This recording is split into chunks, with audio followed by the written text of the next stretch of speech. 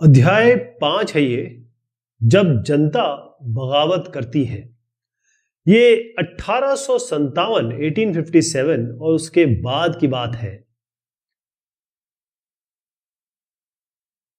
1857 और उसके बाद देखें, जब शुरुआती दौर में हमने जब डिस्कशन किया तो हमने ये पाया कि जो ईस्ट इंडिया कंपनी है उसकी बहुत सारी नीतियां थी, बहुत सारे इसने अपने लॉज बनाए खुद ही, और इसका हिंदुस्तान यानी इंडियन सब कॉन्टिनेंट के लोगों पे बहुत सारा प्रभाव पड़ा, बहुत ज्यादा गहरा प्रभाव पड़ा।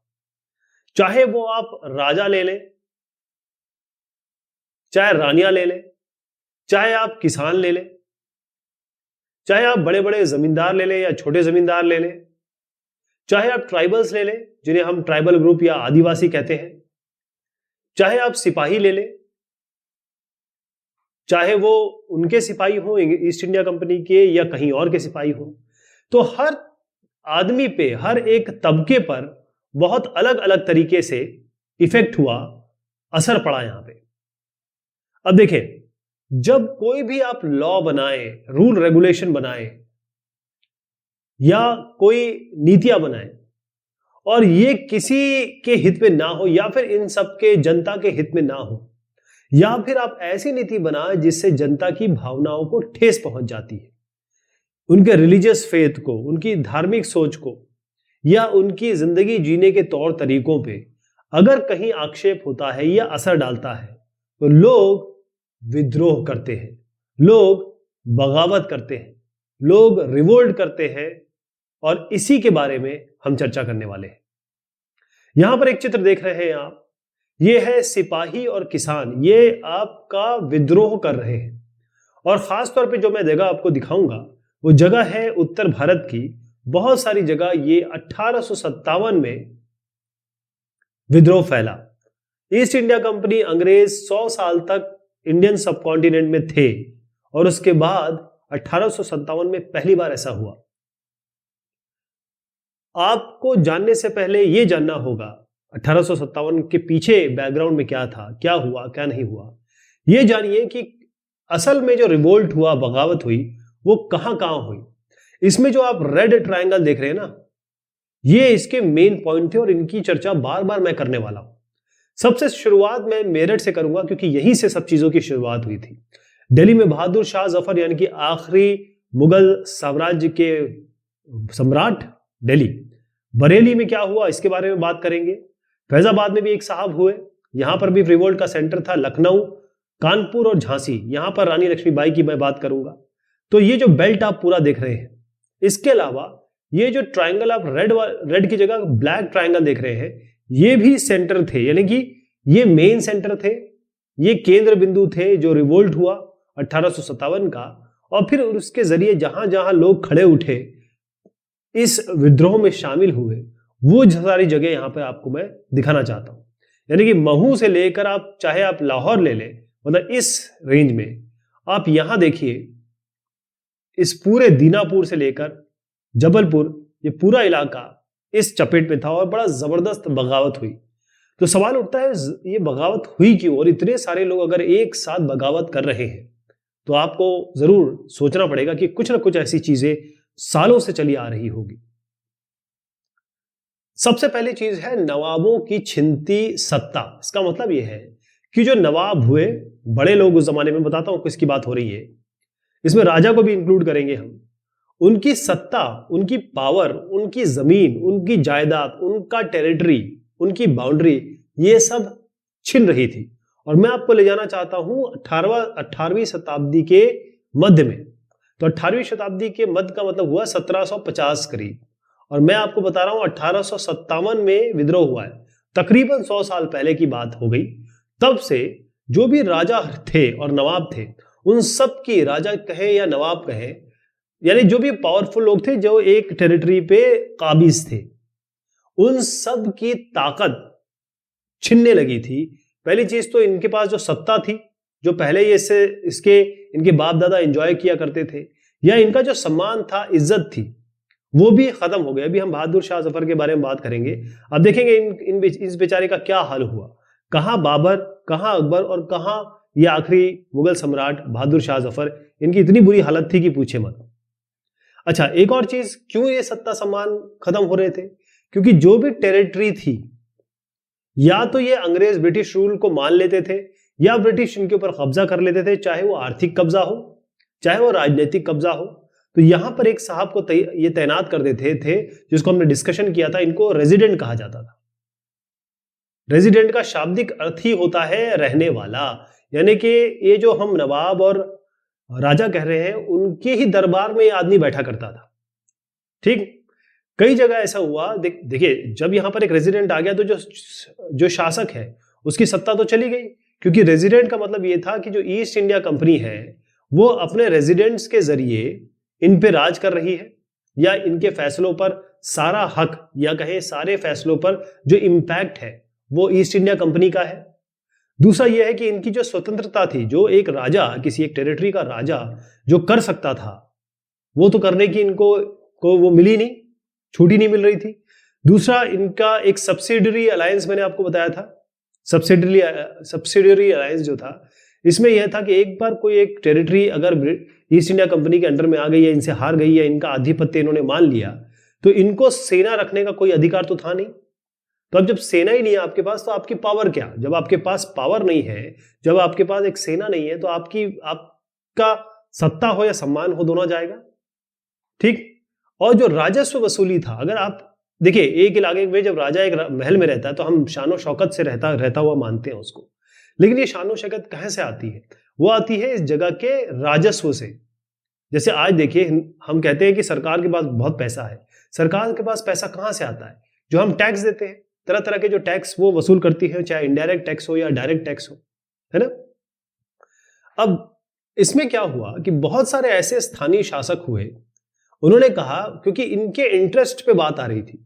जैसे मान लीजिए एक स्थानीय शासक के मैं बारे में बताता हूं, दो के बारे में बताऊंगा। वैसे इन स्थानीय शासकों ने क्या किया, इन्होंने अंग्रेजों से बात की, इन्होंने रिक्वेस्ट की कि भाई हमारी ये प्रॉब्लम है, इसको उसका जरा निदान कीजिए। जैसे मैं आपको ले जा रहा हूं, ये झांसी की रानी देख रहे हैं आप, इनका नाम काफी बार आने वाला है। झांसी की रानी लक्ष्मीबाई इनका नाम है। तो ये चाहती थी, क्योंकि इनके जो पति थे और इनके बीच में मतलब कोई बच्चा नहीं हो पाया, तो इन्होंने क्या किया, एक दत्तक पुत्र यानी कि एडॉप्टेड सन ले लिया। ठीक है, गंगाधर राव या दामोदर राव ऐसे करके नाम था उनका कोई। तो उस बच्चे को यहां इन्होंने बांधा हुआ देखेगा। तो हुआ ये कि इन्होंने रिक्वेस्ट की अंग्रेजों से कि भाई आप ऐसे करिए कि क्योंकि मेरा बेटा नहीं है लेकिन मेरा दत्तक पुत्र है, उसको आप यहां का राजा मान लीजिए। ठीक, पति की मृत्यु हो गई तो उसका राजा मान लीजिए। लेकिन अंग्रेजों ने ये बात बिल्कुल नहीं मानी। पहली चीज तो ये हो गई। दूसरा ये है कि ये पेशवा बाजीराव आप ये देख रहे हैं, ठीक, ये पेशवा बाजीराव जो आप देख रहे हैं, इनके दत्तक पुत्र, यानी कि दत्तक मतलब अडॉप्टेड सन, किसी का बच्चा आपने ले लिया और कहा कि ये हमारा बच्चा है ना। तो ये जो नाना साहब पेशवा साहब थे, तो नाना साहब पेशवा साहब जो थे, जो कि पेशवा बाजीराव के पुत्र थे, ये इनके पुत्र थे। इन्होंने भी अंग्रेजों से या कंपनियों से कहा कि भाई जो पिता को, क्योंकि इनको वहां से पुणे से जब इनकी मराठाओं की हार हुई और कंपनी ने एनेक्स किया, तो इनको कानपुर के पास, यहां लिख देता हूं, कानपुर के पास जो बिठूर है वहां पर भेज दिया गया। इनको पेंशन दी जाने लगी कि इतना पैसा आपको मिलता रहेगा। तो जब इनकी मृत्यु हो गई, यहां पर नाना साहब पेशवा ने कहा कि इनकी पेंशन मुझे दे दी जाए, लेकिन इनकी मृत्यु के बाद इनको पेंशन नहीं मिली। ठीक है, यानी कि जो भी कंपनी ने जो भी इनको निवेदन कर रहा था, चाहे रानी लक्ष्मीबाई कर रही थी, चाहे वो ये साहब कर रहे थे, नाना साहब पेशवा, इन्होंने ठुकरा दिया। ओके, अब अवध पे आ जाते हैं। जो अवध की रियासतें थी, अवध मतलब लखनऊ के आसपास का इलाका, मैंने आपको ये जो इलाका दिखाया है, ये सब आपका अवध का इलाका हो गया। ठीक है जी। तो जो अवध का इलाका है, इसमें अंग्रेजों का कब्जा हुआ। ओके, अब जैसे ही कब्जा हुआ 1801 में इन पे जो मैंने कहा सब्सिडियरी अलायंस है, यानी कि सहायक संधि, इसमें इसका मतलब यह है कि आप सेना नहीं रख सकते अपनी, और आपको हमारी सेना आपको रक्षा देगी और हमारी सेना का खर्च आपको उठाना पड़ेगा, मतलब अवध को उठाना पड़ेगा। ठीक है, अब हुआ यह कि 1856 में इसको पूरा कब्जे में ले लिया गया। पहले तो केवल सब्सिडियरी अलायंस का रेजिडेंट तैनात कर दिया गया, लेकिन पूरी तरीके से 1856 में अवध को पूरा कब्जे में ले लिया गया। हुआ ये, देखिए इसके पीछे क्या गेम चला कि एक हमने ये सुना, हमने जब मैंने आपको बताया था, एक ये था जिसे हम कहते हैं डॉक्ट्रिन ऑफ लैप्स। ये जो एक चीज लेके आए थे ये अंग्रेज, जो आपके सिपह सलार हुए या फिर गवर्नर जनरल हुए, आगे चल के वो वायसराय बनेंगे। तो ये जो डॉक्ट्रिन ऑफ लैप्स का मतलब ये था कि कोई भी अगर आप राजा या नवाब है और इनका कोई बच्चा नहीं है तो इनका जो क्षेत्र है वो अंग्रेजों के पास आ जाएगा। इसी कारण से रानी लक्ष्मीबाई परेशान थी, इसी कारण से नाना साहब पेशवा परेशान थे, और इसी ये चीज जो है ये लागू तो कर रहे थे, लेकिन अवध के लिए इन्होंने कुछ और कहा। इन्होंने कहा कि तो आप लोग जो है, मतलब जो वहां के नवाब थे, उसको कहा कि आप अच्छे से इस पे राज नहीं कर रहे हो, क्योंकि हमें जनता के बारे में सोचना है और आप अच्छे से शासन ठीक से नहीं कर रहे हो, तो हम ये शासन को दुरुस्त करने के लिए, अच्छा शासन करने के लिए ब्रिटिश का शासन यहां जरूरी है। तो 1856 में इसको पूरा ले लिया। ध्यान रखिए 1856 एक ही साल पहले है 1857 के, यानी कि जो आग थी, जो कहते हैं जो शोले थे, वो भड़कना शुरू हो चुके थे। ओके, अब यहां तक की कहानी आप समझिएगा, ये बैकग्राउंड की मैं कहानी बता रहा हूं आपको। अब कंपनी ने क्या किया, ये जो कंपनी के लोग देख रहे हैं, लॉर्ड डलहौजी देख रहे हैं, चार्ल्स जॉन कैनिंग है, इन्होंने ये तय कर लिया था कि ये जो मुगल है, इनकी रियासत को तो पूरी तरह खत्म करना। वैसे भी ये बेचारे बहुत ही लुल हो चुके थे, यानी कि बिल्कुल एकदम वीक हो चुके थे। उन्होंने कहा था इनको खत्म करना है। इनका नाम जो है वो बार बार आएगा, इनका नाम सुन लीजिए, मुगल बादशाह, इनका नाम है बहादुर शाह जफर। क्या नाम है? बहादुर शाह जफर। तो ये जो जनरल डलहौजी देख रहे हैं आप, 1849 में ये जो गवर्नर जनरल है डलहौजी, इन्होंने ये ऐलान कर दिया, इन्होंने डिक्लेयर किया कि जब ये बहादुर शाह जफर की मृत्यु हो जाएगी तो इनको लाल किले से बाहर कर दिया जाएगा। पहली चीज तो जहां पर जो भी आपके मुगल साम्राज्य के लोग रहे या फिर सम्राट रहे, वो रहे हैं, तो लाल किले से इनको पहले तो बाहर कर दिया जाएगा, और दूसरा इनको दिल्ली में किसी और जगह पे इनको कहा जाएगा कि रहिए। पहली चीज तो ये कह दिया लॉर्ड डलहौजी ने। एक और चीज इन्होंने ये कहा कि भाई ये जो बहादुर शाह जफर है, ये आखिरी बादशाह होंगे, ये आखिरी बादशाह होंगे, इसके बाद कोई बादशाह नहीं होगा, बल्कि जो इनके बेटे होंगे या इसके बाद जो लोग आएंगे, उनको किसी को भी बादशाह नहीं कहा जाएगा, इनको केवल प्रिंस, इनके बाद जो इनके बच्चे आएंगे उनको केवल प्रिंस कहा जाएगा, या कहेंगे राजकुमार, केवल राजकुमार कहा जाएगा, बादशाह नहीं कहा जाएगा। तो ये सब तैयारी इन्होंने कर ली थी। एक तो ये कारण हो गया। दूसरे कारण पे आते हैं, किसान और सिपाही। देखिए पहली चीज ये है कि जो भी किसान थे या फिर आप जमींदारी देख लीजिए, इनके ऊपर जबरदस्त तरीके से जो कंपनी के लोग थे, कंपनी के ऑफिशियल्स थे, उन्होंने एक तो टैक्स लगा रखा था, भू राजस्व जिसे कहते हैं, और टैक्स की वसूली भी ये बहुत जबरदस्त तरीके से किया करते थे। मतलब इसे कहें कि दमनकारी तरीके से किया करते थे। तौर तरीके इनके अच्छे नहीं थे। इनके तौर तरीकों से किसान भी परेशान था और यहां तक कि जमींदार भी परेशान था। और जो लोग, मान लीजिए कोई महाजन आता था, जैसे आप मान लीजिए कोई मनी लेंडर आ गया, और मनी लेंडर से पैसे तो लेना पड़ता था क्योंकि इनके कर्ज चुकाने बहुत सारे काम करने पड़ते थे। तो मनी लेंडर के अगर ये पैसे नहीं चुका पाते थे तो इनकी जो जमीन है वो ये मनी लेंडर छीन लेता था। वो पहले जो उनका कोलैटरल रहा हो कि भाई तो हम तुमको पैसे दे रहे हैं, तुम क्या दे रहे हो, अच्छा ठीक है, जमीन के पेपर हमारे पास रख दो। और जब पैसे नहीं दे पाते थे तो मनी लेंडर जमीन इनकी छीन लेता था। तो ये इसके कारण किसान और जो जमींदार थे वो वैसे ही परेशान थे। एक और चीज थी, कंपनी जो है, इन्होंने सिपाही रखे थे, ठीक है ना, अपनी आर्मी में सिपाही रखे थे। बेसिकली ये भारतीय सिपाही थे। अब ये क्यों असंतोष में थे, ये क्यों परेशान थे, ये क्यों दुखी थे? इनको जो पैसा मिलता था, वेतन, इनको जो भत्ता मिलता था, जो अलग अलग अलाउंसेस मिलते हैं, या जो इनकी शर्तें थी, काम करने की जो शर्तें थी, उसके कारण बेचारे ये जो भारतीय सिपाही थे वो बड़े परेशान हो गए। उस जमाने में ये था कि अगर ये समुद्र है, समुद्र के पार नहीं जाना चाहते थे। खासतौर पे जो पंडित लोग थे वो ये थे कि अगर हम समुद्र के पार गए तो हमारा जाति और हमारा धर्म दोनों ही खत्म हो जाएंगे, भ्रष्ट हो जाएंगे, ये इनका मानना था। ओके, तो हुआ ये कि 1824 में कंपनी ने कहा इन लोगों को कि ऐसा है, आपको जो बर्मा है, बर्मा में लड़ाई चल रही है, आप चाहिए समुद्र पार करिए, समुद्र के रास्ते बर्मा चले जाइए। तो इन लोगों ने कहा ना, हम नहीं जा रहे, उन्होंने ऐतराज कर दिया। उन्होंने ये कहा, जरूर कहा कि ठीक है, हम समुद्र के रास्ते से यानी कि पानी के रास्ते से नहीं जाएंगे, हमको आप जमीन के रास्ते भेज दीजिए, हम चले जाएंगे। ओके, तो जब इन्होंने ऐतराज कर दिया, और कंपनी की बात, ये कंपनी के लोग ही, या क्योंकि ये तो कंपनी के एम्प्लॉय थे, ये मान नहीं रहे थे, तो इनको बहुत सख्त सजा दी, बहुत ही दुखदाई सजा इनको मिली। ओके, अब क्योंकि ये मुद्दा अभी भी खत्म तो हुआ नहीं था, तो आप देखिए फिर से 1856 की बात कर रहा हूं, ये 1857 में रिवोल्ट हुआ है। बार बार मैं आपको 1857 के करीब ले जाना चाह रहा हूं।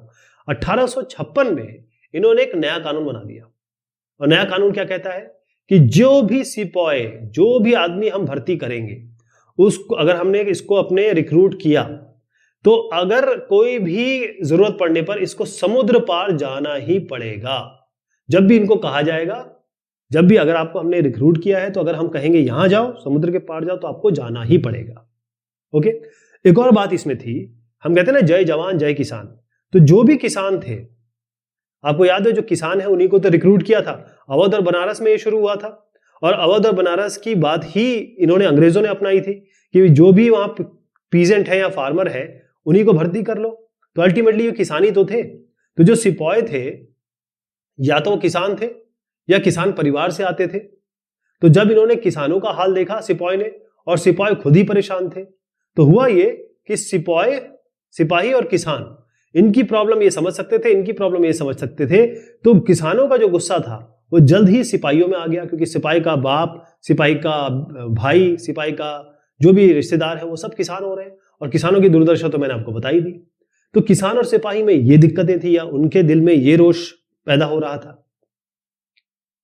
और अब क्या हुआ कि सुधार शुरू हुए, कंपनी ने बहुत सारे सुधार किए। अच्छा, मैं थोड़ा सा अलग सोचता हूं, कंपनी ने कुछ ऐसे सुधार किए जो वाकई में बहुत अच्छे थे, उसके बारे में हम चर्चा भी करने वाले हैं। लेकिन पहले समझ लीजिए कि सुधार क्यों किए। कंपनी को यह लगता था कि जो भी भारतीय समाज है, यानी कि भारतीय जो इंडियन सोसाइटी है, इसमें जरूरी है इनको सुधारना। ये बहुत पिछड़े हैं, और ये जो इनके अंदर रूढ़िवादी चीजें चली आ रही हैं या भ्रांतियां चली आ रही हैं, इनको दूर करना है। जैसे कि सती प्रथा, अब यहां पर देखिए सती प्रथा। सती प्रथा में होता था, अगर पति आपका मर जाए तो औरत को उसी की चिता पे बैठ के जला दिया जाता था। ठीक है, उसको मजबूर किया जाता था, ये अपनी इच्छा से कर लेती थी, जो भी जैसा रहा हो। तो कोई अपनी इच्छा से तो करेगा नहीं, आग में कौन बैठेगा, लेकिन उनको फोर्स किया जाता था, जैसे आप इस चित्र में भी देख रहे हैं। तो जैसे सती प्रथा है, इसको ये अबॉलिश करना चाहते थे, ये अबॉलिश कर दिया। बहुत ज्यादा इन्होंने कानून बनाए कि भाई किसी तरीके से ये सती प्रथा खत्म कर दी जाए। और अगर कोई विधवा हो गई तो उसको बहुत बुरा जीवन जीना पड़ता था। कोई विधवा हो गई तो उस दोबारा शादी नहीं कर सकती थी, जो विडो है वो रीमैरिज नहीं कर सकती थी। तो उसके लिए भी विडो रीमैरिज, यानी दोबारा शादी करने के लिए, या कहें कि विधवा का विवाह करने के लिए, पुनर्विवाह करने के लिए फिर इन्होंने कानून बनाए। इन्होंने कोशिश की अंग्रेजों ने कि भाई किसी तरीके से जो अंग्रेजी शिक्षा है उसको आगे बढ़ाया जाए, इसको हिंदुस्तानी लोगों में आगे बढ़ाया जाए। अब 1830 की बात समझिए, या 1830 का मैं एक चित्र दिखा रहा हूं। इसमें जो इंडिया में, हिंदुस्तान में जो मिशनरीज आए थे, और मिशनरी कौन होते हैं, वो ईसाई मिशनरी होते हैं, या आप ईसाई देख ही रहे हैं। जो ईसाई मिशनरी है, इनको खुलकर काम करने की पूरी सुविधा दे दी गई। इनको कहा गया कि आप जमीन भी ले लीजिए, आप जमीन भी ले सकते हैं, कोई दिक्कत नहीं है। आप संपत्ति ले लीजिए, कोई भी संपत्ति ले लीजिए, वो भी कोई दिक्कत नहीं है।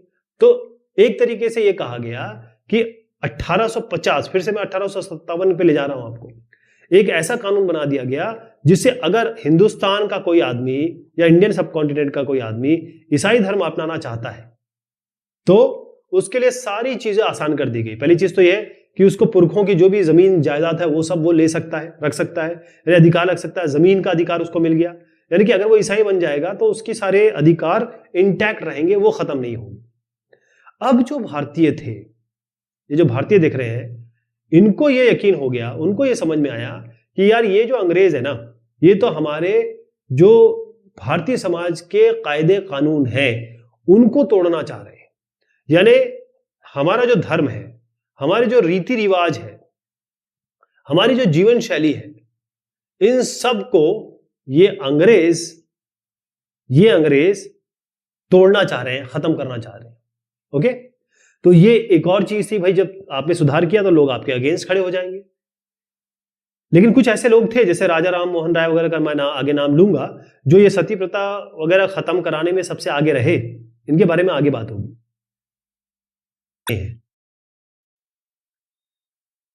अब हुआ ये कि 1857 का जो विद्रोह हुआ, इसके बारे में हमारे पास जो टेस्टिमोनियल्स है या कहें कि जो सोर्स है या स्रोत है, उसको जानने की कोशिश करते हैं कि एग्जैक्टली चल क्या रहा था, माजरा क्या था, ताकि आपको पूरा आइडिया हो जाए 1857 के विद्रोह के कारण क्या थे। तो यहां पर एक साहब देख रहे हैं, इनका नाम है विष्णु भट्ट गोडसे वरसईकर। ओके, तो महाराष्ट्र में ये इन्होंने बताया है 84 नियमों की सूची। अब ये 84 नियम क्या है, कैसे इनको पता चला, इस बारे में इन्होंने बकायदा अपनी चीज लिखी है। तो महाराष्ट्र के एक गांव में ये रहते थे ब्राह्मण विष्णुभट्ट गोडसे, ठीक है जी। इन्होंने एक किताब लिखी जिसका नाम था माझा प्रवास। क्या था? माझा प्रवास। तो उससे कुछ एक्सर्प्ट्स हैं, यानी कि कुछ अंश दिए गए हैं। हुआ ये कि ये साहब और इनके चाचा अंकल, ये निकले, ये दोनों के दोनों कहां? मथुरा। मथुरा में एक यज्ञ हो रहा था, उस यज्ञ के लिए निकले। लेकिन जैसे ये निकले, वहां पहुंचने लगे तो कई जो सिपाही थे, कुछ उनको सिपाही मिले या सिपाही मिले, उन्होंने इनको कुछ बताया। उन्होंने इनको सलाह दी, किनको? इनके और इनके चाचा को। इनको यह सलाह दी कि देखिए ऐसा है कि 3 दिन के अंदर बहुत बड़ा कोहराम मचने वाला है, बहुत बड़ा हंगामा होने वाला है, इसलिए आप चुपचाप करके लौट जाएं। तो सिपाहियों ने जो कहा वो इस किताब में इन्होंने लिखा हुआ है। वो क्या कहा कि देखिए, जो अंग्रेज हैं यानी कि जो ब्रिटिशर्स हैं, वो हिंदुओं को और मुसलमानों दोनों के जो धर्म है उनको खत्म करने में, नष्ट करने में बिल्कुल तुले हुए हैं। और अंग्रेजों ने 84 नियम, 84 नियमों की एक सूची बनाई है। और ये जो सूची बनाई कलकत्ता में जो राजा है और राजकुमार, इन दोनों की ही उपस्थिति और मौजूदगी में इन्होंने इस 84 ब्रिटिशर्स ने 84 नियमों का पूरा ऐलान कर दिया, डिक्लेरेशन कर दिया। लेकिन ये राजा और राजकुमार इसको मानने को तैयार नहीं है, इन 84 नियमों को बिल्कुल मानने को तैयार नहीं है। और इन्होंने कह दिया है, अंग्रेजों को कह दिया है कि अगर आपने ये 84 नियम लागू किए तो बहुत ज्यादा घातक परिणाम होने वाले हैं, बहुत डायर कॉन्सिक्वेंसेस होंगे, बहुत बड़ी उथल पुथल मचने वाली है। और ये लोग अपनी अपनी राजधानियों को लौट गए हैं, बहुत गुस्से में लौट गए हैं। और जो भी बड़े बड़े लोग हैं, इनके अलावा जो भी बड़े बड़े लोग हैं, वो तमाम तरह की योजना बना रहे हैं, प्लानिंग कर रहे हैं। इसका मतलब जो हिंदू और मुसलमानों के प्रति इनका जो रुख है ब्रिटिशर्स का, उसके खिलाफ एक बहुत बड़ा धर्म युद्ध होने वाला है। क्या होने वाला है? धर्म युद्ध होने वाला है।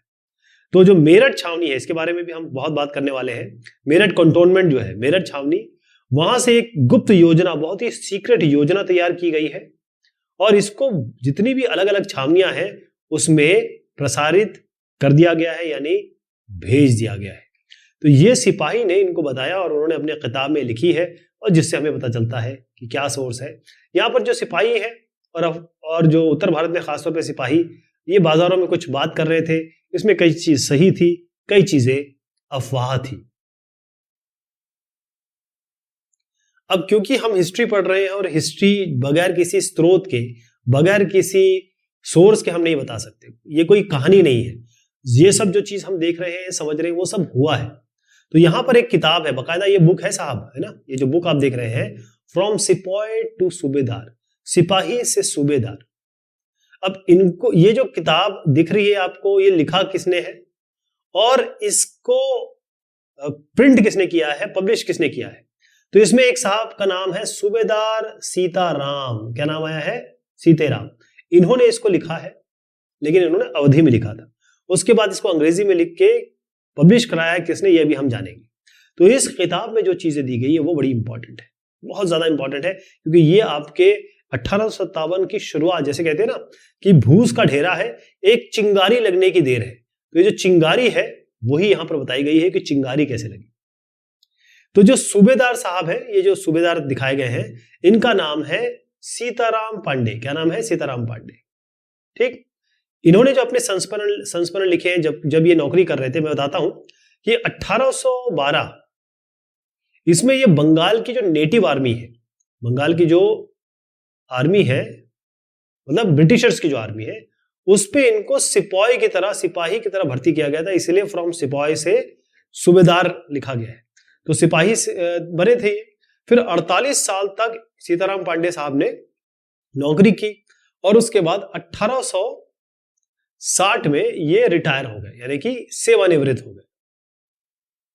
ओके, अब हुआ ये कि ये खुद ही जो जिनका नाम ले रहा हूं मैं, सीताराम पांडे एसपी लिख रहा हूं, ये जो साहब थे इन्होंने अंग्रेजों को बड़ी मदद की, मतलब हेल्प की कि किसी तरीके से ये जो विद्रोही है उनको या विद्रोह को दबाया जाए। मतलब इन्होंने, क्योंकि ये सिपाही खुद थे, इन्होंने जो बगावत थी या कहें जो विद्रोह है उसको दबाने में पूरी इनकी मदद की। लेकिन जो ये विद्रोह हो रहा था उसमें ये जो सीताराम पांडे, उनका खुद का बेटा था विद्रोही, ये खुद विद्रोही था। उसके बाद इन सीताराम पांडे की आंखों के सामने ही उनके बेटे को, जो खुद विद्रोही था, उसको मार डाला गया। ओके, अब यहां पर आप देखेंगे नाम इसमें सब दिए गए हैं क्योंकि ये नेटिव ऑफिसर बताया गया है इनको, सूबेदार सीताराम को। तो इनके एक अफसर हुआ करते थे, जो सीताराम पांडे हैं उनके अफसर का नाम था अफसर नॉरगेट। क्या नाम था? नॉरगेट। तो ये जो नॉरगेट साहब थे, उन्होंने कहा कि देखो आपने इतना समय किया है, काम किया है, आपने पूरा इन आउट जाना है, अंग्रेजों को भी बाकी लोगों को भी, तो आप अपना संस्मरण लिखिए। संस्मरण मतलब होता है जो भी याद रहा अपनी जिंदगी का, वो आप लिख लीजिए। तो 1861 में, रिटायर तो 1860 में हुई है, 1861 में इन्होंने बाकायदा इसको लिख दिया, यानी अपने संस्मरण ये इन्होंने लिख दिए। ठीक, अब हुआ ये कि इन्होंने लिखा था अवधी भाषा में। अवधी भाषा में जो लिखा, तो नॉरगेट ने क्या किया, इसी संस्मरण को अंग्रेजी में अनुवाद कर दिया और उसके बाद फ्रॉम सिपाही टू सूबेदार, ये जो आप किताब देख रहे हैं, इसको इन्होंने इस नाम से, सिपाही से सूबेदार तक के नाम से प्रकाशित कर दिया। ठीक है, ये सारी बैकग्राउंड की कहानी हो गई।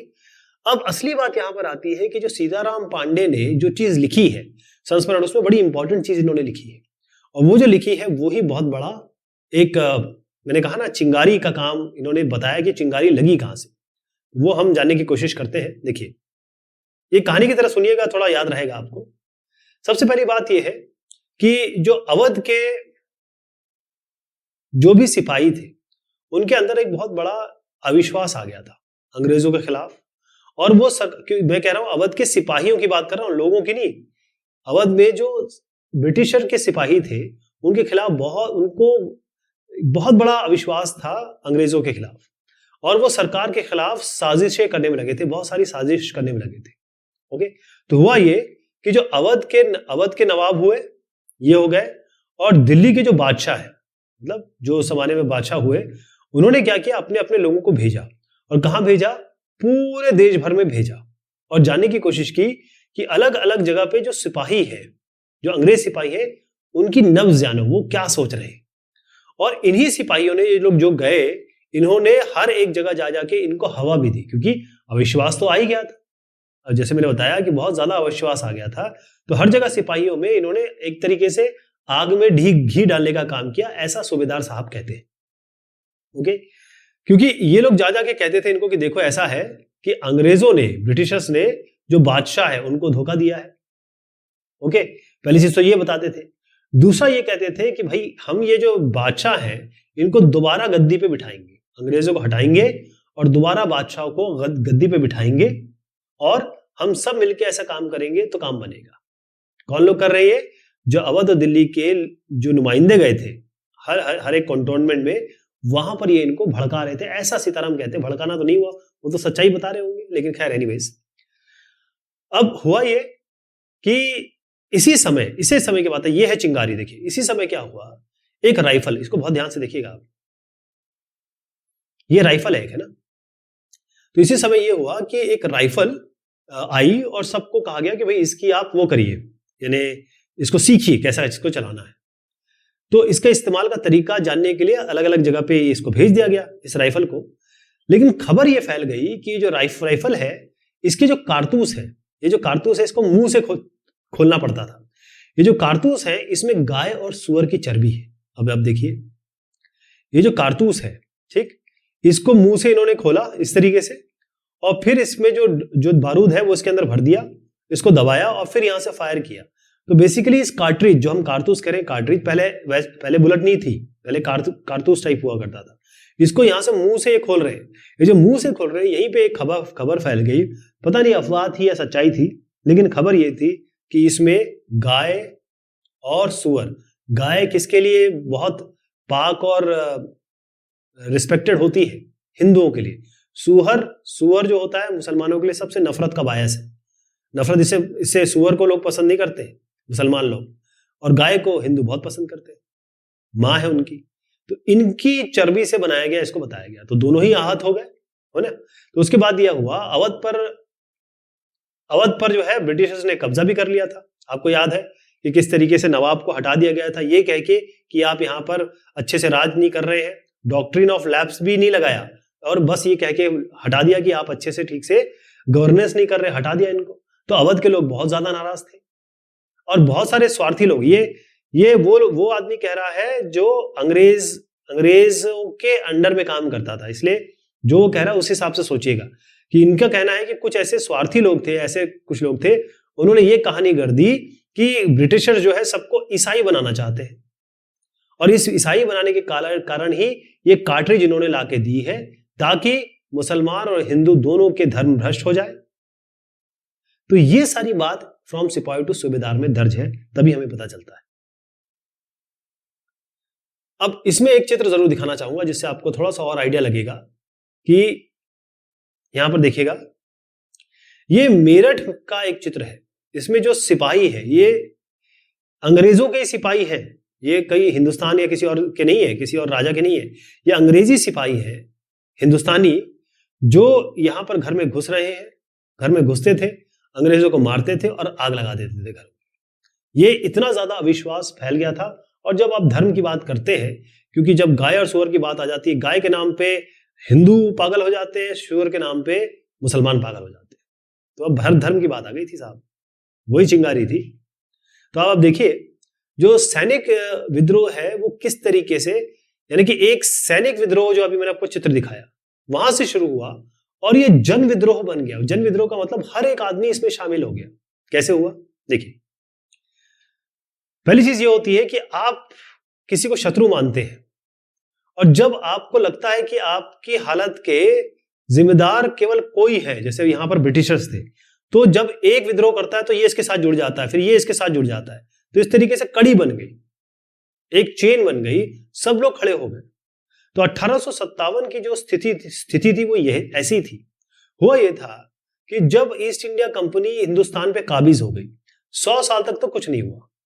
100 साल बाद मतलब 1857 में एक बहुत बड़ा विद्रोह हुआ, और इस विद्रोह का सामना ईस्ट इंडिया कंपनी को करना पड़ा। ओके, और ऐसा विद्रोह हुआ कि ईस्ट इंडिया कंपनी का जो अस्तित्व है वो ही खतरे में आ गया। मैं आगे आपको बताऊंगा कि जब ये विद्रोह दबाया गया उसके बाद ईस्ट इंडिया कंपनी का क्या आगे फ्यूचर रहा, क्योंकि ऑलमोस्ट खत्म हो गई थी। ठीक, पहली चीज तो ये है कि शुरुआत हुई थी मेरठ से। ये आपको बहुत ध्यान से सुनना है कि जो बगावत की शुरुआत हुई थी, जो चिंगारी भड़की थी, वो मेरठ से हुई थी। राइट, पहली चीज यहां से शुरू हुई थी, और उसके बाद लोग जुड़ते गए, कारवां बनता चला गया, सब लोग खड़े हो गए। यह माना जाता है कि 19वीं शताब्दी में जो कॉलोनियलिज्म है या कहें उपनिवेशवाद है, उसके खिलाफ दुनिया में, पूरे दुनिया में सबसे बड़ा ये सशस्त्र कहते हैं जिसमें लोगों ने शस्त्र उठा लिए। एक होता है जो गांधी जी के राह पे चलने वाला जो माना जाता है, जिसमें शस्त्र नहीं उठाते, आप असहयोग करते हैं या सत्याग्रह करते हैं। तो सशस्त्र, ये तो खैर गांधी जी तो बहुत बाद में आए, तो सशस्त्र आंदोलन या कहें संघर्ष ये माना जाता है कि 19वीं शताब्दी का सबसे बड़ा उपनिवेशवाद के खिलाफ कॉलोनी जो फ्रांस ने बनाई, ब्रिटिशर्स ने बनाई, पोर्चुगीज ने बनाई, इन सब लोग ने अलग अलग क्षेत्रों में अपनी कॉलोनी बनाई थी। तो ये सबसे बड़ा आंदोलन माना जाता है जो हिंदुस्तानियों ने किया अंग्रेजों के खिलाफ। अब एक जगह और भी हुआ है चाइना में, वो मैं आपको आगे बताऊंगा। देखिए सैनिक विद्रोह कहते हैं इसको, अंग्रेजी में कहते हैं म्यूटिनी। जब सैनिक विद्रोह कर देते हैं तो उसको कहते हैं म्यूटिनी। तो जब सिपाही सारे इकट्ठा हो जाते हैं और ये जो भी अफसर हैं जब वो उनको कुछ हुक्म देते हैं उनको मानने से इनकार कर देते हैं, सिपाही कहते हैं नहीं हम आपकी बात नहीं सुन रहे, इसको कहा जाता है म्यूटिनी, सैनिक विद्रोह। अब देखिए कैसे आग आगे फैली। उसके पहले मैं आपको एक चित्र दिखाना चाहता हूं ताकि जब मैं आपको बताऊं तो आपके दिमाग में रहे कि ये 3 जुलाई 1857 को क्या हुआ। 3000 से ज्यादा विद्रोही जो है वो बरेली से दिल्ली आ गए, यमुना को इन्होंने पार किया और उसके बाद जो ब्रिटिश कैवलरी मतलब जहां घोड़े होते थे वहां पर इन्होंने चौकियों पर धावा बोल दिया। पूरी रात भर ये जो युद्ध कहें या फिर आमना सामना चलता रहा, राइट। अब हुआ ये कि एक शब्द आएगा इसमें फिरंगी। फिरंगी का मतलब ये होता है विदेशी। फिरंगी हमेशा अक्सर हम लोग ना थोड़ा सा मजाक करके या किसी का अपमान करने के लिए यूज करते हैं कि तुम तो फिरंगी हो यार, तो थोड़ा अपमान का भाव आता है। अगर सही कहना है किसी को तो विदेशी कह सकते हैं, फिरंगी थोड़ा इस तरीके से माना जाता है। अब इन साहब को देखिएगा, ये नाम है मंगल पांडे। मैंने इनका ऐसा चित्र दिखाया है लेकिन ये आर्मी वाले थे। अगर आप आमिर खान की एक पिक्चर आई थी मंगल पांडे, उनको देखेंगे तो असली चित्रण उनका किया गया है। ये है मंगल पांडे। ये जो मंगल पांडे है 29 मार्च 1857, डेट देखते रहिएगा कैसे आगे बढ़ रही है। इसमें एक बड़े यंग सिपाही थे, बड़े युवा सिपाही थे मंगल पांडे साहब। इनको जो है बैरकपुर, यहां पर बैरकपुर में इन्होंने अपने अफसरों पे हमला किया था और उस अफसरों के हमला करने के आरोप में इन मंगल पांडे साहब को फांसी पे लटका दिया गया। ठीक है साहब, ये समझना है आपको। 29 मार्च 1857 को मंगल पांडे को हमला करने, अपने अफसर पे हमला करने के आरोप में इनको फांसी पे लटका दिया। ठीक है जी। अब इसी समय मेरठ में क्या हो रहा था, इसी समय मेरठ में क्या हो रहा था, जो कारतूस वाली मैंने बात बताई कि जो कारतूस थे यानी जो कार्टिजेस थे उसमें है गाय और किसकी चर्बी, सुअर की चर्बी, पिग, इसकी चर्बी है। ये मान के वहां के लोगों ने, वहां के जो सिपाही है उन्होंने कहा कि नहीं हम ये कारतूसों वाला अभ्यास नहीं करने वाले। ठीक है जी। तो हुआ ये कि जब इन्होंने कहा कि हम इसका अभ्यास नहीं करेंगे तो 85 सिपाहियों को, मेरठ की बात कर रहा हूं मैं, मेरठ कंटोनमेंट की, इनको नौकरी से निकाल दिया गया। नौकरी से निकाल दिया गया किनको, 85। कहां पर, मेरठ में। ठीक है, ये हो गया। इसके बाद क्योंकि इन्होंने हुक्म नहीं माना था अफसरों का, क्योंकि कारतूसों में मना कर दिया हम कारतूस नहीं यूज करेंगे, तो हुआ ये कि इनको निकाल तो दिया 85 को, इसके अलावा इनको 10-10 साल की सजा भी दे दी गई। ये कब की बात है, ध्यान रखिएगा डेट कहां से चल रही है। 29 मार्च की मैं बात कर रहा हूं, अब डेट आ गई है, ये बात है 9 मई की। 9 मई 1857 की बात है। ठीक है, 9 मई 1857 की बात होगी कि 85 लोगों को निकाल दिया और 10-10 साल की सजा दे दी। बस ये होना था। अगले ही दिन 10 मई की बात है। 10 मई को क्या हुआ, ये जो सिपाही है, जितने भी सिपाही, बाकी सिपाही है, उन्होंने एक जत्था बनाया और ये पहुंच गया सीधा मेरठ की जेल। मेरठ की जेल कहां, जहां पर ये 85 लोगों को, मतलब सिपाहियों को 10-10 साल की सजा दी थी। तो ये जो सिपाही है इन्होंने धावा बोल दिया इस मेरठ की जेल पर और उसके बाद ये जो 85 सिपाही थे इन सबको आजाद करा लिया, इनको आजाद करा लिया। अभी बात चल रही है मेरठ में। ठीक है, और उसके बाद क्या किया, जितने भी यहां पर इनको ब्रिटिशर मिले, अंग्रेज मिले, इनको इन्होंने मार गिराया और इनकी जितने भी बंदूक थी या असला थे या हथियार थे ये सब इन्होंने कब्जे में ले लिए। इसके अलावा ब्रिटिशर्स की जो भी इमारतें थी, संपत्तियां थी, उन सबको आग के हवाले कर दिया। उनका बेसिकली ये जो लोग आए थे इनका ये कहना था कि जो फिरंगी है इनको हमको भगाना है। इनके खिलाफ इन्होंने, यानी अंग्रेजों के खिलाफ जंग का ऐलान कर दिया, युद्ध का ऐलान कर दिया। लेकिन अब बात ये थी कि अगर हम फिरंगियों को हटा देंगे देश से, जो कि अब राज कर रहे थे, इनको हटाएंगे तो किसको वापस लाएंगे, कौन किसको हम गद्दी देंगे। तो सब जानते थे कि मुगल बादशाह जो थे इन्होंने हिंदुस्तान में बहुत अच्छा राज किया है, बहुत सारी हिंदुस्तान को अच्छी अच्छी चीजें दी। इन्होंने कहा ठीक है साहब, मुगल बादशाह को दोबारा हम गद्दी पे ले आएंगे।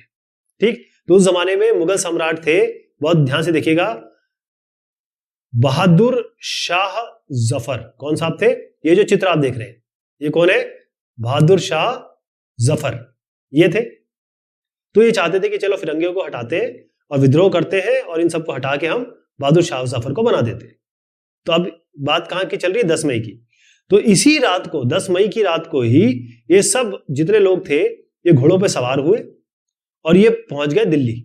मेरठ से दिल्ली बहुत ही 1-1.5 घंटे का रास्ता है, उस जमाने में हो सकता है 2 घंटे लग गए होंगे। तो कहां पहुंच गए? दिल्ली पहुंच गए। अब जैसे ही इनके आने की खबर दिल्ली पहुंची तो दिल्ली के क्या हुआ? अब दिल्ली में भी जो टुकड़ियां थी, जो सिपाही थे, उन्होंने भी यही काम कर लिया, उन्होंने भी बगावत कर दी। वो भी बगावत कर दी क्योंकि उनको एक शक्ति मिल गई कि भाई मेरठ के लोग यहां पर आ गए और वो यही काम करने वाले हैं। और चाहे दिल्ली हो, चाहे अवध हो, चाहे कहीं का भी नाम ले ले, सब सिपाही जो इनके अगेंस्ट हो गए थे। ओके, तो इन्होंने भी यही काम किया। दिल्ली के जो सिपाही थे उन्होंने भी क्या किया? उन्होंने अंग्रेजों को मारा, ब्रिटिशर्स को मारा। ठीक, हथियार और गोला बारूद जो है वो अपने हाथ में ले लिए और उसके बाद इमारतों को और जो भी इनके जो इमारत हो या संपत्ति इन पे आग लगा दी। ये हो गया, बहुत सारे अंग्रेज मारे गए, ये चीज हो गई।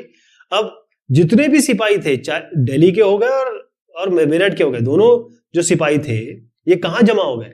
ये लाल किला कहां है? जहां पर बहादुर शाह जफर रह रहे थे। तो ये सब लाल किला, जैसे ये लाल किला है ना, तो ये सारे सिपाही यहां जमा हो गए आके और इन्होंने कहा कि भाई ऐसा है, हमको बादशाह से मिलना है। लेकिन बादशाह जो है उस समय बहुत बूढ़े थे, 80 साल से ऊपर के थे। इन्होंने कहा कहां मैं अंग्रेजों से पंगा लूंगा, कहां मैं अंग्रेजों से 2-2 हाथ करूंगा, अंग्रेज इतने पावरफुल है। तो बहादुर शाह जफर ने एक तरीके से ये मना कर दिया। लेकिन ये सिपाही जो है ये अभी भी अड़े रहे कि नहीं नहीं हमको तो जाना है। इनको एंट्री नहीं दी गई। तो जिस तरीके से ये यहां पर करके आए थे ये एंटर हो गए अंदर, किसी तरीके से फोर्सफुल दम के तौर पे ये एंटर हो गए क्योंकि सिपाही अड़े थे। और उसके बाद जब ये जबरन महल में घुस गए तो इन्होंने अपने आप सिपाहियों ने कहा कि ये बहादुर शाह जफर हमारे नेता हैं, ये जो बगावत हो रही है, ये प्रोटेस्ट हो रहा है, इसके नेता हो गए। अब ये देखिए इसमें क्लियर बताया गया कि बूढ़े बादशाह यानी बहुत बूढ़े थे, इन्होंने मान ली बात। अब क्या करेंगे, जब कोई दरवाजे पे आ गया है, इतने सारे लोग आ गए तो मानना ही पड़ेगा। तो इन्होंने क्या किया फिर? बहादुर शाह जफर ने पूरे देश जो भी मुखिया थे, वो भी चीफ्टेन थे, जो भी शासक लोग थे, उन सबको क्या लिखा? चिट्ठी लिखी। क्या लिखी? चिट्ठी, सबको चिट्ठी लिखी और उनसे कहा कि एक कॉन्फेडरेसी बनाओ, एक संघ बनाओ। और एक संघ बनाने का आह्वान किया इन्होंने, कहा कि सब संघ बनाओ और सब मिलके ब्रिटिशर से के खिलाफ एकजुट हो जाओ, इनके खिलाफ हम लड़ाई करेंगे। ठीक है, लेकिन ये जो इन्होंने एक स्टेप लिया था ना, इसके बहुत गड़बड़, बहुत गहरे परिणाम हुए, बहुत ही ज्यादा। ठीक, तो क्या परिणाम हुए उसको अभी हम समझने की कोशिश करते हैं। देखिए, पहली चीज ये है कि सब जो लोग थे, अंग्रेज ब्रिटिशर्स के पहले देश पे कौन राज करता था? मुगल ही करते थे। बाबर का नाम सुना हमने, अकबर का नाम सुना, जहांगीर का नाम सुना, बहुत अच्छा राज किया इन्होंने, बहुत अच्छे से देश को चलाया, है ना। तो इनके अंडर में जो भी छोटे छोटे शासक थे, आज भी मुगल जो भी रजवाड़े थे, वो आज भी इन मुगल सम्राट के अंडर में ही, उनके नाम पे ही शासन चला रहे थे। अब इन सबको लगा कि अगर हम ब्रिटिशर्स को हटा लेंगे, क्योंकि ब्रिटिशर्स ने तो इनकी सारी चीजें हथियार ली थी, हथियाने की कोशिश कर रहे थे, इन सबको लगा और किसी तरीके से अगर मुगल साम्राज्य वापिस आ जाए तो ये लोग जो शासन कर रहे हैं वो और अच्छे से शासन कर सकते हैं, बेफिक्र होकर शासन कर पाएंगे अपने इसमें, क्योंकि ब्रिटिशर्स को भगा दिया जाएगा। ओके, तो अंग्रेज ये सोच रहे थे, ब्रिटिशर्स ये सोच रहे थे कि जो कारतूस वाला मामला है ये तो आया गया है, ये तो आराम से सॉल्व हो जाएगा। उनको नहीं समझ में आ रहा था कि कारतूस वाली जो छोटी सी बात है वो कितनी आगे बढ़ रही है। और उसके बाद जब बहादुर शाह जफर ने साथ दे दिया इनका भी और सिपाहियों का भी, जब बहादुर शाह जफर का नाम आ गया तो भाई स्थिति जो है, सिचुएशन रातों रात बदल गई। ठीक है, ये समझ में आ गया कहां से कौन कौन सी डेट में क्या क्या कहानियां बनी।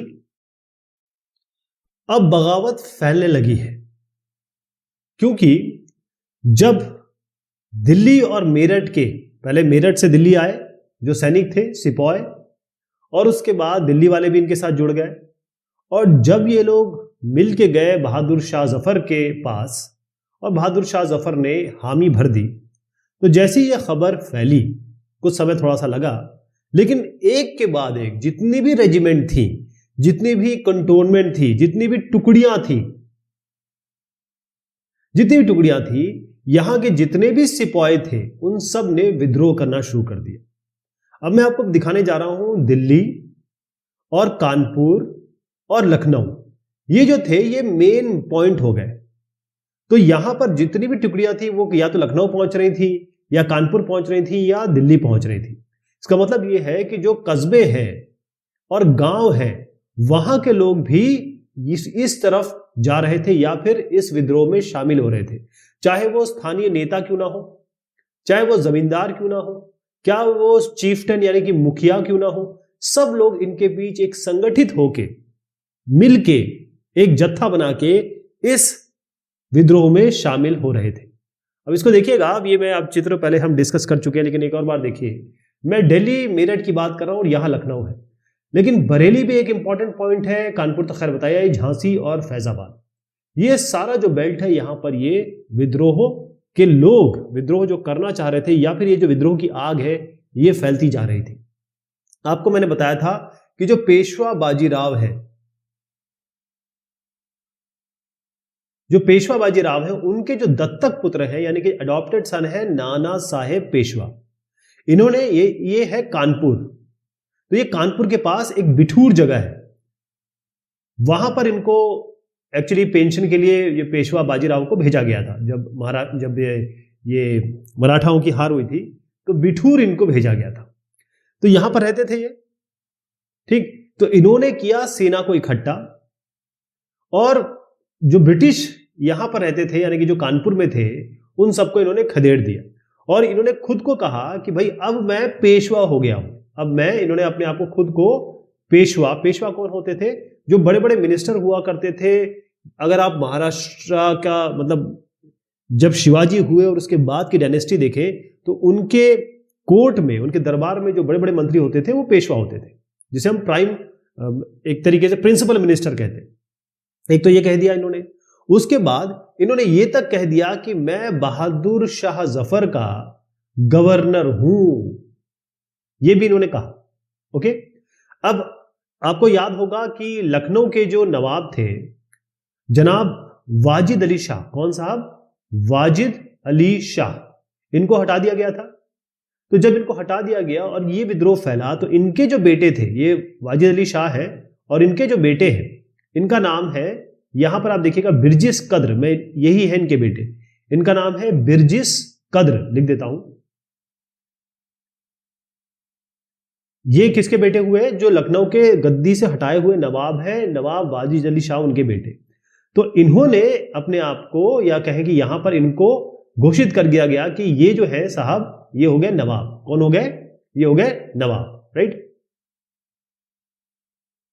अब जो बिरजिस कद्र है, इन्होंने भी, क्योंकि पेशवा ने जैसे कहा, या जो आपको मैंने इनका नाम बताया, उन्होंने कहा कि भाई हम गवर्नर हैं, इसी तरीके से बिरजिस कद्र ने भी कहा कि हम जफर, बहादुर शाह जफर हमारे बादशाह हैं, इन्होंने भी मान लिया। अब इनकी माता जी को देखिएगा, बिरजिस कद्र की मां है, इनका नाम है बेगम हजरत महल। बेगम हजरत महल, ध्यान रखिएगा, जीनत महल अलग है, हजरत महल अलग है। तो जो हजरत महल है, इन्होंने बहुत ज्यादा बढ़ चढ़ के हिस्सा लिया अंग्रेजों के खिलाफ जो विद्रोह हो रहा था, बगावत हो रही थी, इसमें बेगम हजरत महल का बहुत बहुत बड़ा एक रोल माना जाता है। इन्होंने बहुत मेहनत से काम किया। इसकी बात हो गई। अब आते हैं हम लक्ष्मीबाई जी पे। मैं जो नवाब वाजिद अली शाह दिखा रहा था वो ये साहब है, इनके बेटे हुए बिरजिस कद्र और इनकी पत्नी हुई बेगम हजरत महल, ठीक। ये नवाब वाजिद अली शाह है। अब हम बात करें लक्ष्मीबाई जी की। लक्ष्मीबाई जी के लिए तो पूरी किताब लिखी जा सकती है। इन्होंने भी विद्रोहियों का साथ दिया, और फिर उन्होंने क्या किया, ये जो तात्या टोपे देख रहे हैं आप, ये जो तात्या टोपे साहब हैं, इनसे मिलकर, क्योंकि ये नाना साहेब के सेनापति हुआ करते थे, नाना साहेब पेशवा जो है उनके ये सेनापति थे, और ये जो सेनापति है तात्या टोपे, इनके साथ मिलकर इन्होंने, रानी लक्ष्मीबाई और इन्होंने मिलकर अंग्रेजों को, मतलब एक कहें दांतों तले चने चबा दिए थे इन लोगों ने मिलके। ओके, हुआ ये कि बहुत सारे लेवल पे जो ब्रिटिशर्स हैं उनकी हार हुई, और हार नहीं हुई, जबरदस्त हार हुई, बहुत जबरदस्त हार हुई। फिर हुआ ये कि ये सब बात जब चल रही थी, तो हर एक लेफ्टिनेंट, हर एक जितने भी पदाधिकारी थे ब्रिटिश के ऑफिशियल्स थे, उन्होंने कई तरीके से बताया कि हमारे साथ क्या हो रहा है। जैसे एक एग्जांपल देता हूं, मैं 6 अगस्त 1857 की बात कर रहा हूं। यहां पर एक साहब हुए लेफ्टिनेंट कर्नल, इनका नाम है टाइटलर। ये जो टाइटलर है, इन्होंने अपना जो कमांडर इन चीफ है, जो आप उनके उच्च अधिकारी हैं, उनको एक टेलीग्राम भेजा और उसमें ये बताया कि जो विरोधी हैं उनकी संख्या बहुत ज्यादा है, बहुत ज्यादा संख्या है और ज्यादातर लड़ाई में हम लोग थक गए और हर एक गांव के लोग, जमींदार, जितने भी मुखिया हैं वो हमारे खिलाफ हो गए हैं। तो जमींदार भी, देखिए जमींदार तो इनके खुद के आदमी थोड़े बहुत हुआ करते थे, लेकिन गांव के लोग तो हो गए, जमींदार भी इनके खिलाफ हो गए। इस तरीके से टेलीग्राम लिखा गया, मतलब इससे हमें पता चलता है। अच्छा, इस समय क्या हुआ कि जब ये विद्रोह चल रहा था तो हमेशा देखते हैं कोई भी आंदोलन होता है, इसमें बहुत सारे बड़े नेता आते हैं। जैसे अगर आप अरविंद केजरीवाल की बात करें, जो दिल्ली के मुख्यमंत्री हैं, ये एक आंदोलन से ही आए हैं।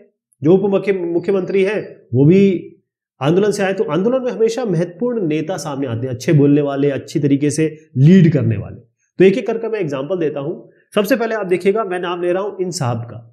ये साहब कौन है? इनका नाम है, फैजाबाद के हैं ये, मोहम्मद मौलवी अहमदुल्ला शाह। मोहम्मद नहीं है, मौलवी अहमदुल्ला शाह। क्या नाम है? मौलवी अहमदुल्ला शाह। ये है फैजाबाद के। कहां के हुए? फैजाबाद। आपको याद होगा कि ये जो इलाका मैंने आपको दिखाया है, इसमें मैंने फैजाबाद भी दिखाया है, इसलिए इसको वाइट किया हुआ है। ये भी बड़ा एक पॉइंट था। तो इन्होंने एक घोषित कर दिया कि भाई अंग्रेजों की तो हार होने वाली है, जल्दी इनका शासन खत्म हो जाएगा। ये हो गए। उसके बाद अगर आप बाकी लोगों के बारे में देखें, बहुत सारे नेता इसमें आए हैं, ये केवल यही नहीं। और देखिए, ये तो मैंने बता दिया इनके बारे में, मौलवी अहमदुल्ला शाह। इसके अलावा बहुत सारे इन्होंने समर्थकों की अपनी भीड़ जुटाई और सीधा फैजाबाद से लखनऊ पहुंच गए और जबरदस्त तरीके से इन्होंने लड़ाई की उनके साथ। Right, okay. एक तरीके से धर्म योद्धा की तरह एक अंग्रेजों को सफाया करने की इन्होंने कोशिश की। अब बरेली के एक सिपाही थे, ये थे, इनको देखिएगा, ये नाम है बख्त खान। क्या नाम है? बख्त खान। इसलिए बरेली भी मैंने पॉइंट दिखाया, वो भी इंपॉर्टेंट पॉइंट था। तो इन्होंने भी क्या किया कि विशाल एक टुकड़ी या विद्रोहियों का गुट जमा किया और ये दिल्ली की तरफ चले गए, कुछ किया। ओके। और ये उसके बाद बगावत के बाद एक बहुत इंपॉर्टेंट आदमी साबित हुए, बख्त खान। ये सारे मुसलमान हैं, ध्यान रखिएगा। इसलिए अंग्रेजों ने, जब आगे मैं बताऊंगा किस तरीके से इन लोगों को बदनाम किया या इन लोगों को पीछे हटाया, आपको समझ में आएगा। लेकिन ये वाकई स्वतंत्रता सेनानी थे। अब बिहार की तरफ आ जाते हैं। तो बिहार में आप ये देखिएगा, ये साहब है, ये वैसे तो जमींदार थे, बहुत बड़े आदमी हुए, लेकिन इनका नाम है, ये लिखा हुआ है कुंवर सिंह। क्या नाम है? कुंवर सिंह। इन्होंने भी विद्रोहियों का साथ दिया और महीनों अंग्रेजों से लड़ाई ली। एक आध दिन नहीं, महीनों इन्होंने अंग्रेजों से लड़ाई ली। तो ये सारे नाम, ये सब इस आंदोलन में सामने आए। अच्छा, एक चित्र और दिखाना चाहूंगा, इंपॉर्टेंट चित्र है। इस चित्र को ध्यान से देखिए। ये जो ब्रिटिश टुकड़ियां हैं विद्रोहियों पर हमला करती हैं, ये आगे आपको पता चलेगा किस तरीके से हमला करनी है। क्योंकि जो विद्रोही हैं, अगर आप दाएं पे देखें तो ये सलीमगढ़ किला है, और बाएं पे देखें तो यहां पर, ये दाएं पे देखें तो लाल किला है, और बाएं पे देखें तो ये सलीमगढ़ किला है। तो इस पे विद्रोहियों ने कब्जा कर लिया था, इन पे ब्रिटिश टुकड़ियों ने हमला किया। अब होना क्या था, जब आप किसी पे एक मुक्का लगाएंगे और दूसरा वाला ताकतवर है तो वो आप पे 2 मुक्के लगाएगा, होता है ना। तो कंपनी ने किया पलटवार। कंपनी पहले तो पीछे हटी, पहले वो डरी, लेकिन उसके बाद उसने पूरी ताकत, कंपनी ने अपनी पूरी ताकत लगा दी और ये विरोध हो रहा था, रिवोल्ट हो रहा था, विद्रोह हो रहा था, इसको कुचलने का इन्होंने फैसला कर लिया। ठीक है जी। अब यहां पर एक चित्र मैं आपको दिखाऊंगा, उसके आगे बढ़ेंगे। ये जो चित्र आप देख रहे हैं, इसमें बहुत ध्यान से देखिएगा, यहां पर क्या हो रहा है। यहां पर जो विद्रोही है, ये मेरठ से दिल्ली की तरफ कूच कर रहे हैं। अब 3 सितंबर 1857 की बात है। इसको अंग्रेजी सेनाओं को और ज्यादा हथियार गोले पहुंचाए गए। अब अंग्रेजी सेनाओं को हथियार पहुंचाया जा रहा है ना। और 7 मील लंबी हाथियों की एक कतार थी, एक लाइन थी, जो गाड़ियों पर जो लदा सामान है, असलहा, गोला बारूद। अब इतना बड़ा इन्होंने एक एक्शन लिया, और क्योंकि अब कंपनी का पलटवार होना था, तो इन्होंने क्या किया, एक तो इन्होंने इंग्लैंड से बहुत सारे फौजी मंगा लिए, क्योंकि ये लड़ाई एक आध दिन तो चली नहीं, ये तो सालों चली। तो पहले तो इन्होंने बहुत सारे सोल्जर फौजी मंगवाए और फिर फटाफट करके नए इन्होंने कानून बना लिए। नए कानून क्यों बनाए कि जब इन लोगों को पकड़ा जाएगा, जब इन लोगों को कब्जे में लिया जाएगा तो इन पे फटाफट हम एक तो कानून के तहत सजा इनको दे सके। और जो जो सेंटर थे, चाहे आप लखनऊ की बात करें, दिल्ली की बात करें, मेरठ की बात करें, फैजाबाद की बात करें, चाहे बरेली की बात करें, जो जो मेन पॉइंट थे वहां पर इन्होंने धावा बोल दी, अंग्रेजों ने इन पे धावा बोल दी। तो फाइनली क्या हुआ, सितंबर 1857 की बात कर रहा हूं, दिल्ली इनके कब्जे में आ गई, दिल्ली इनके कब्जे में आ गई। और फिर इन्होंने पकड़ लिया किसको, इनको बहादुर शाह जफर को, जो तो पहले ही 80 साल से ऊपर हो चुके थे, इनको पकड़ लिया और इनके ऊपर नया कानून तो ये बना ही चुके थे, इनके ऊपर कानून के तहत ये इनको ट्राई किया गया, यानी कि कोर्ट में इनके ऊपर वो मुकदमा चला और फटाफट इनको आजीवन कारावास या कहते हैं लाइफ इम्प्रिजनमेंट, पूरी जिंदगी जब तक ये जिंदा रहेंगे ये कारावास में रहेंगे, जेल में रहेंगे। और सबसे दुखदाई बात यह है कि इनके जितने बेटे थे उन सबको इन्हीं की आंखों के सामने गोली मार दी गई, मार दिया गया। और ये बहादुर शाह जफर और इनकी जो पत्नी है बेगम जीनत महल, इसलिए मैं बता रहा था कि जीनत महल अलग है और जो हमने अभी बात की जो वाजिद अली शाह की पत्नी है वो अलग है, ठीक है। तो ये इनकी पत्नी है बेगम जीनत महल और ये बहादुर शाह जफर, इन दोनों को भेज दिया गया कहां पर, मैं डेट बताता हूं, अक्टूबर 1858 में इनको भेज दिया गया बर्मा में रंगून की जेल में भेज दिया गया। और उसके बाद नवंबर 1862, मतलब 4 साल बाद जब इनको भेजा गया, उसके 4 साल बाद बहादुर शाह जफर इन्होंने अपने देह त्याग दिए, यानी कि इनकी मृत्यु हो गई। ओके, अब इसका मतलब ये नहीं था कि ये सब काम कर दिया तो विद्रोह खत्म हो गया, ऐसा नहीं हुआ, क्योंकि बाद में भी लोग जो है वो ब्रिटिशर से टक्कर लेते रहे, लड़ाई करते रहे। ओके, इसका मतलब ये हुआ कि एक दिन की काम नहीं, इस विद्रोह को दबाने में पूरे 2 साल लगे। कितने साल लगे? 2 साल का समय लग गया अंग्रेजों को, मतलब पूरी तरह खत्म करने में। अब मार्च 1858 की बात बताता हूं आपको। अब पहले तो मैंने बता दिया था कि सितंबर 1857 में दिल्ली तो कब्जे में ले लिया। मार्च 1858 में लखनऊ भी इन्होंने कब्जे में ले लिया। और फिर उसके बाद जून की बात समझिए, जून 1858 में यहां पर है रानी लक्ष्मीबाई। ये रानी लक्ष्मीबाई को इन्होंने हरा दिया और इनको मार दिया, बेचारी को मार दिया। यहां पर देखिएगा तात्या टोपे साहब। अब ये तात्या टोपे साहब जो है एमपी, मतलब मध्य भारत के जंगलों में भाग गए और वहां जो आदिवासी थे और जो किसान थे उनकी मदद से ये छापामार गुरिल्ला वॉर, छापामार जो युद्ध है ये करते रहे, राइट। मतलब इन्होंने अभी भी लोहा ले रहे थे। हुआ ये कि जब ये देखा गया कि ये भी चले गए, ये भी मार दिए गए, ये भी भाग गए, ये सब जब चलता रहा तो बहुत सारे लोगों का ना थोड़ा सा मन डिग गया, यही कहें कि वो हतोत्साहित हो गए। और जो विद्रोहियों का साथ, जो लोग खड़े हो गए थे इनके खिलाफ, जो लोग अंग्रेजों के खिलाफ और इनका साथ देने के खड़े हो गए, तो वो सब लोगों ने इनका साथ छोड़ दिया, इन सब लोगों का साथ छोड़ दिया। अंग्रेजों ने भी एक चाल चली। उन्होंने क्या किया कि भाई ऐसा है, हम इनाम देंगे आपको। मैंने सारे चित्र बता दिए ना आपको, ये चित्र हो गया। चित्र बहुत जरूरी है, चित्रों से ना आपको पूरी स्टोरी समझ में आ जाती है। तो इन्होंने क्या किया, अंग्रेजों ने क्या चाल चली या फिर क्या एक प्रलोभन दिया। उन्होंने कहा जो भी भूस्वामी है, जमींदार कह सकते हैं आप, जो भी भूस्वामी है इनको ये देंगे इनाम। कैसा कि आपकी जो जमीन है वो आपको दी जाएगी, मतलब आपका जो अधिकार है परंपरागत जमीन, जो आपका जमीन पे अधिकार था वो बना रहेगा। और जिन्होंने भी विद्रोह किया है, अगर कोई भी विद्रोही है, अगर वो समर्पण कर देता है, यानी अपने आप को अंग्रेजों के हवाले कर देता है, तो एक चीज और है, हवाले कर दीजिए, लेकिन आपने किसी व्हाइट की, किसी गोरे की हत्या ना की। अगर आपने हत्या की है तब तो कुछ नहीं हो सकता, लेकिन अगर आपने हत्या नहीं की और अगर आपने समर्पण कर दिया तो आप सुरक्षित रहेंगे, आपको कुछ नहीं किया जाएगा, आपकी जमीन, आपकी जायदाद जो भी है वो आपके पास रहेगी।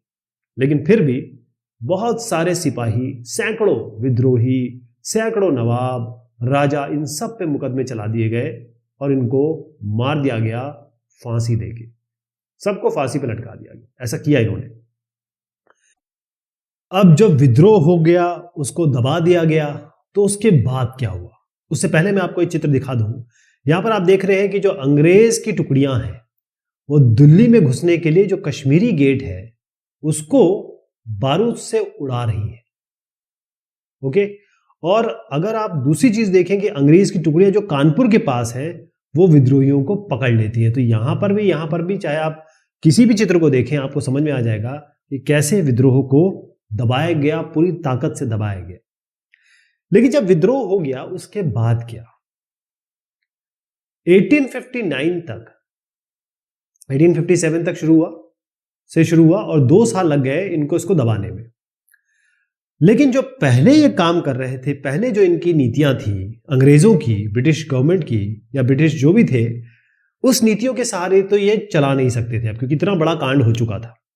तो फिर इन्होंने बहुत सारे बदलाव किए कि किस तरीके से हिंदुस्तान को, हिंदुस्तानी लोगों को कैसे अपना प्रशासन उन पे किया जाए, कैसे गवर्नेंस की जाए। तो पहली चीज इसमें बहुत इंपॉर्टेंट है कि भाई एक नया कानून, सबसे इंपॉर्टेंट यही है कि एक नया कानून इन्होंने बनाया। और ये कहें कि नया कानून इस तरीके से बनाया कि ईस्ट इंडिया कंपनी, जिसकी बात हम 1857 से पहले 100 साल तक ईस्ट इंडिया कंपनी ही काबिज रही, उसके सारे अधिकार जो है वो किसके हाथ में दे दिए, इनसे सारे अधिकार ले लिए गए, सारी पावर इनकी ले ली गई। और इनकी सारी पावर किसको दे दी गई, ब्रिटिश साम्राज्य को, यानी कि ब्रिटिश गवर्नमेंट को, जो कि इंग्लैंड में थी। तो इंग्लैंड की सरकार ब्रिटिश साम्राज्य को दे दी गई ताकि जो भारतीय मामले जितनी भी है उसको बहुत अच्छी तरीके से संभाला जा सके, समझा जा सके, और कोई ऐसी दिक्कत हो तो उसको सॉल्व किया जा सके। पहली चीज ये है कि ब्रिटिश मंत्रिमंडल जो था, जैसे हमारे यहाँ एक मंत्रिमंडल होता है, एक प्राइम मिनिस्टर है, अलग अलग मंत्री हैं, तो ब्रिटिश जो सरकार थी, ब्रिटिश गवर्नमेंट थी, उसके एक मंत्री को, एक सदस्य को भारत मंत्री यानी कि इंडियन मिनिस्टर, भारत का मंत्री नियुक्त कर दिया गया। और उसके बाद उसे भारत का जितना भी जो भी शासन होगा उसके लिए कहा गया कि भाई आप जिम्मेदार हो। यानी जो ब्रिटिश गवर्नमेंट के एक साहब सदस्य को इंडियन मिनिस्टर बनाया गया, अब उसकी जिम्मेदारी होगी कि हिंदुस्तान को कैसे संभाला जाए, उसके सारे मामलों की जिम्मेदारी इनकी हो गई। अब इसको, क्योंकि अकेला आदमी तो नहीं संभाल सकता, इनको सलाह देने के लिए, इनको असिस्ट करने के लिए, मदद करने के लिए एक काउंसिल या कहें परिषद का गठन किया गया। इसको कहा गया इंडियन काउंसिल। क्या कहा गया, इंडियन काउंसिल। अब जो गवर्नर जनरल इससे पहले थे, क्योंकि 1859 से पहले गवर्नर जनरल किया करते थे, इनको एक और पदवी दे दी गई वायसराय की। वायसरॉय का मतलब ये होता है कि ये किसका प्रतिनिधि हो गया, जो इंग्लैंड की रानी है, या कहें कि इंग्लैंड के जो भी राजा रानी या क्राउन होंगे उनके प्रतिनिधि हो गए। तो गवर्नर जनरल की पदवी हटाई नहीं गई, वायसराय की पदवी या फिर उसकी जो ओहदा है वो जोड़ दिया गया।